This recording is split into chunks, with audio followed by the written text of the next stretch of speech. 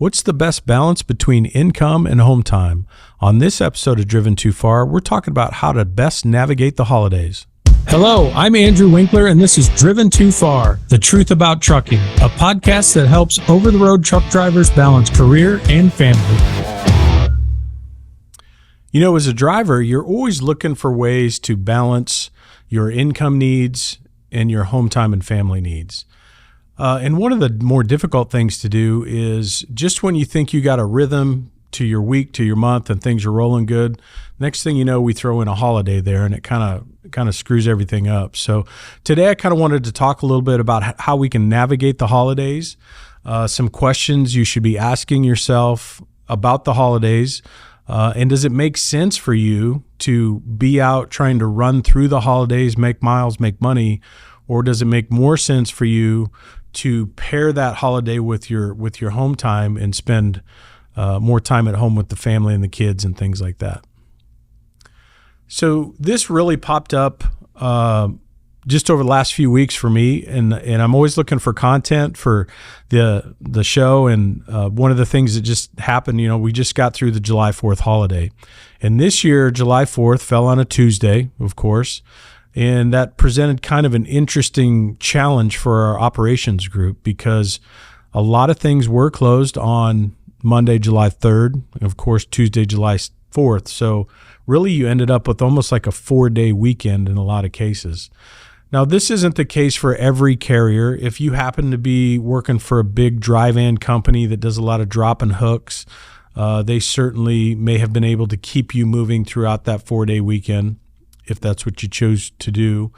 In our case, we're a little smaller. We're flatbed. We have preloaded trailers from our major shippers where we could keep drivers moving, but our average length of haul is only about 500 miles. So while we can get them on the outbound side, the question became, how are we going to get the trucks back? Because a lot of the inbound shippers we use are live load, and they were closed on the 3rd and 4th. So it presented kind of a unique problem the way the July 4th holiday landed this year. But we had some drivers that wanted to stay out. They had maybe just taken time off that weekend before, so this was their weekend to run, so to speak. If you go home every couple weeks. But I'm not sure we thought through that process. And as a team and a group, we need to do a better job of that. So I wanted to touch on that today with you as a driver, thinking about some of the questions you should be asking yourself. The cool thing about holidays is when they're going to happen, right? You can grab any calendar and you can see where the holiday lands for the entire year. So I think it's just going to take a little bit more planning on your part and also some really good communications with your dispatch or operations group as well. Like I mentioned, in our case, we've got kind of a medium length of haul, and we had a handful of drivers that wanted to keep moving over the 4th, and they booked on loads. And unfortunately, a lot of those loads, maybe they delivered on Monday, July 3rd, but then we couldn't get the truck reloaded till Wednesday the 5th, something like that. So, if I was in a driver's position, one of the things I would have to ask looking forward is saying, okay, if I drive and I know how my company operates and there's a really good chance they aren't going to be able to load me until after the holiday, does it make sense for me to even be out here? Am I going to make enough money? Am I going to end up spending the majority of my time in a truck stop? Is my company going to provide me layover for the extra downtime? Is there holiday pay involved? Some companies, if you're a company driver, maybe your company pays you something extra for the holiday. So that's some income you could think about. But man, if you're a contractor and you're a lease operator, owner operator, anything like that, and you don't have those company style benefits, there may not be layover pay, and there certainly probably isn't anybody going to pay you holiday pay for something like that. So again, I think it's important that you think through these things ahead of time and you plan out as far in advance as you can. Now, in the 3rd quarter just started July 1st, so we got the big one out of the way. July 4th holiday is behind us now. We know in this quarter there's one more holiday coming up, and that's Labor Day. So that'll happen on a Monday. Happens on a Monday every year, right? Just got to figure out when. And I believe this year it's early September, so it's probably the first Monday in September.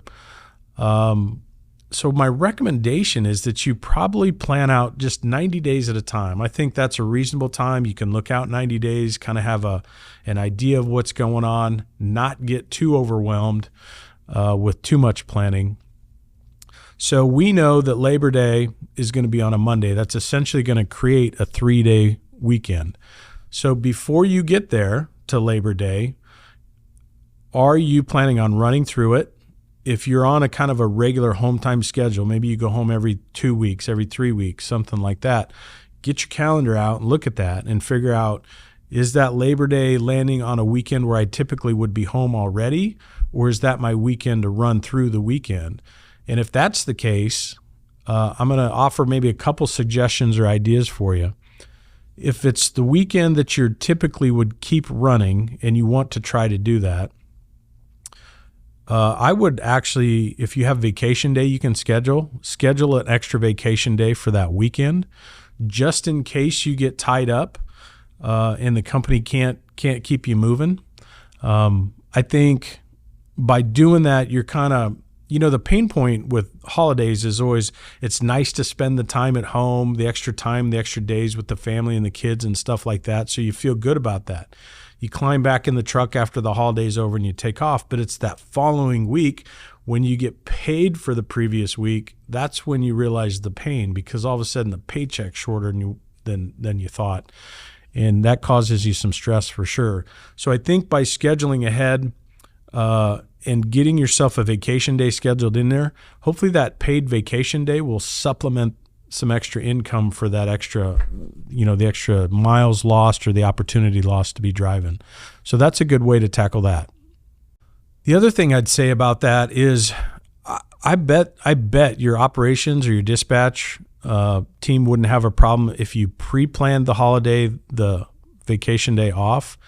And then as you got closer to that holiday, maybe they've got a bunch of loads and they say, yeah, we can absolutely keep you busy. Or we got some long loads in, 1,200, 1,500 mile type loads for the weekend. So you don't necessarily have to burn that vacation day if you don't want. I bet there's not a company out there that wouldn't let you give back that vacation day in order to keep running. So I don't think that would be a problem. So the idea is to schedule it just in case you need it. And then if you don't need it, take it back. And if there isn't enough freight to keep you busy, then you've got that extra cushion in there with that extra paid day. So that gets us past Labor Day and through the third quarter. But what's left the rest of the year, right? So fourth quarter is always a big one. There's a lot of holidays there. There's Thanksgiving is coming up. That happens on a Thursday every year, right? So we know that is essentially going to end up being another 4-day weekend, just like the 4th of July was. So how are you going to plan ahead for that? Be thinking of that, is Thanksgiving, at least in my experience, is even the Monday, Tuesday, Wednesday before Thanksgiving, freight's kind of slow. So be thinking about that. And as if you're going home and your dispatch is trying to get you home on a Wednesday before the actual holiday, you probably didn't have a full day on Wednesday, and then you're going to be off Thursday, Friday, Saturday, Sunday. So there's 4 days of lost income or lost opportunity. If you're a company guy or gal, that's probably $300 a day. So that's $1,200 in income during that holiday week. So what are you doing to plan for that, and how can you work around that? Christmas and New Year's are on Mondays this year, so you have a couple more 3-day long weekends to plan for. Don't forget those. I know a lot of drivers will just try to take off the whole week between Christmas and New Year. They save up their vacation, and that's not a horrible plan at all, because freight really does slow down between those 2 weeks. And it might make a lot of sense if you have the vacation to burn. Now, if you're an owner-operator or lease guy, again, where you don't have paid holidays, vacations, those type of thing, you just got to plan ahead. And that may mean that you have to stay out an extra weekend or two during the fourth quarter to kind of make up for that extra downtime you're going to have. The advice I always give drivers is run when there's freight available. And I know that sounds kind of ridiculous, but that's the purpose. You got to look ahead of these holidays and know the flow of your traffic patterns within your own company. and stuff. So if it's a normal traffic pattern, then get out there and run as much as you can.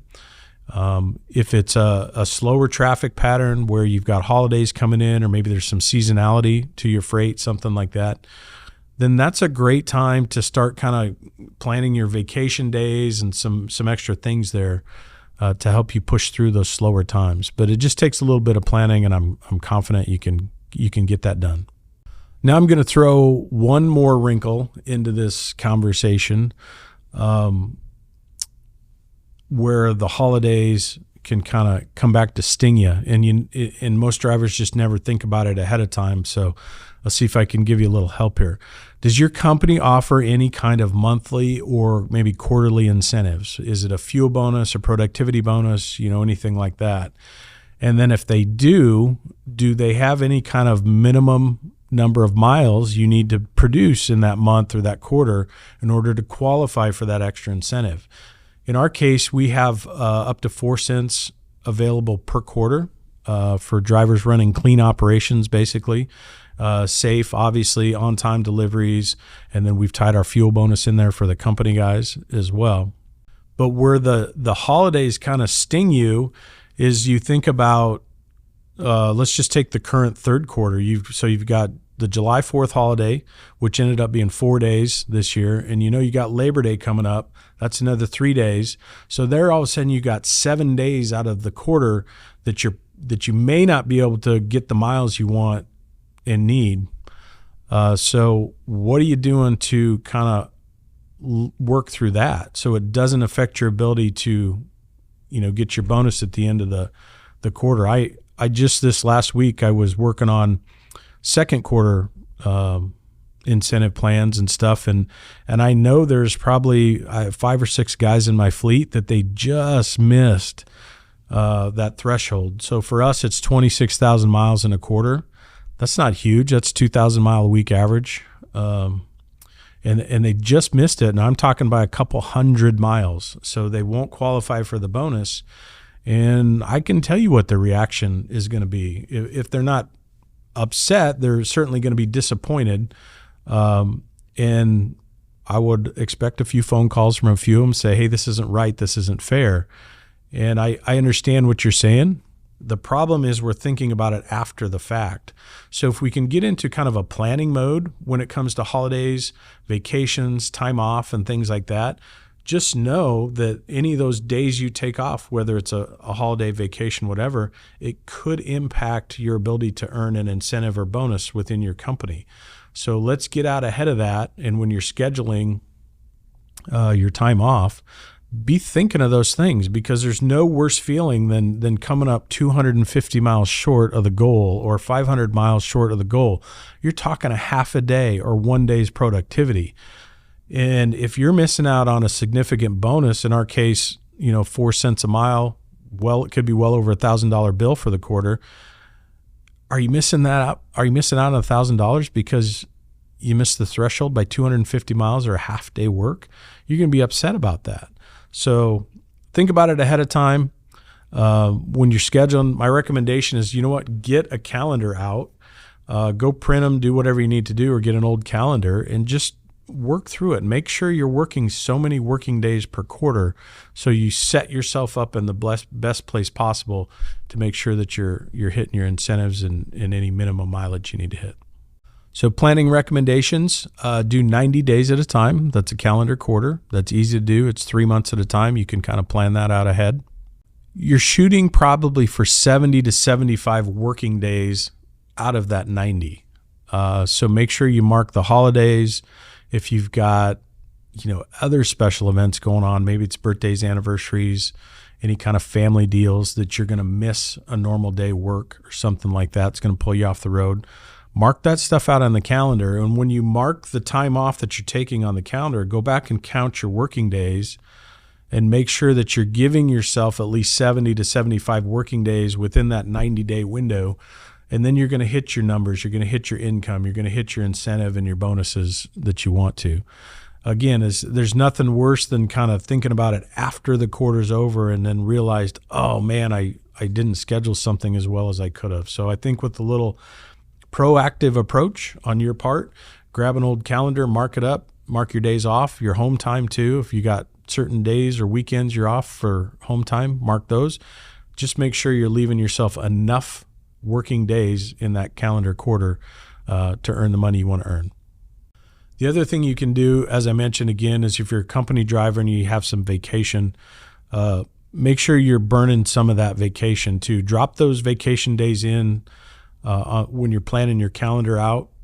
Drop those vacation days in to help supplement your income. If you know you've got to take this off, you can't miss this birthday or special event or kids event, whatever it is, don't be afraid to use that vacation. That's what it's there for, to help supplement your income a little bit. So that's it. I think if you take the time to plan just a little bit, make sure you're having good communication with your dispatch team, and you're talking about, when's the best time for you to take off? Is freight looking strong? Is freight looking weak? Make sure they're part of that conversation with you. Plan your time off, your home time, your vacations, everything at 90 days at a pop, and I think you'll find a lot more success doing it. Thanks again for joining us on this episode of Driven Too Far. Don't forget to hit that subscribe button so you never miss an episode.